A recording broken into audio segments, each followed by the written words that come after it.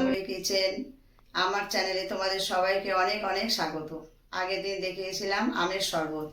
তোমরা যদি না দেখে থাকো আমার ডেসক্রিপশন লিংকে দেয়া আছে, তোমরা দেখে নিও। আজ দেখাবো আম পোড়ার শরবত। চলো দেখা যাক কী কী নিয়েছি। আমি আম পোড়ার শরবতের জন্য এখানে 4 পিস আম নিয়ে নিয়েছি, একটু ধনেপাতা, এটা চিনি, এটা জিরে গুঁড়ো করে নিয়েছি ভেজে, আর একটু বিট নুন। এই দিয়ে আমি আজকে আম পোড়া শরবত বানাবো। এইভাবে আমি আম চারটাকে পুড়িয়ে নিয়েছি। এবারে আমি ওপরে খোসাটা ছাড়িয়ে গ্রেভিটা বার করে নেব। আম চারটে আমি এইভাবে ছাড়িয়ে নিয়েছি। এবার এটা চিপে আমি হাত দিয়ে গ্রেভি বার করে নেব। ঠিক এইভাবে 4টে আমের গ্রেভি বার করে নিতে হবে খুব ভালোভাবে।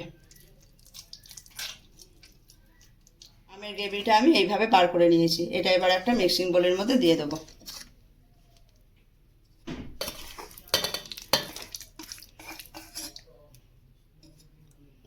এতে দিয়ে দেবো চিনি,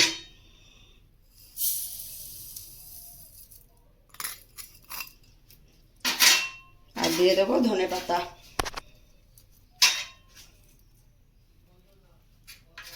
দেবো বিট নুন, অল্প একটু জল দেব,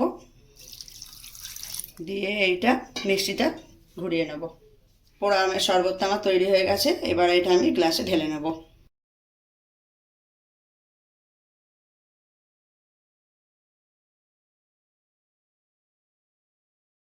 শরবতের মধ্যে কিছুটা আইস কিউব দিয়ে দিচ্ছি,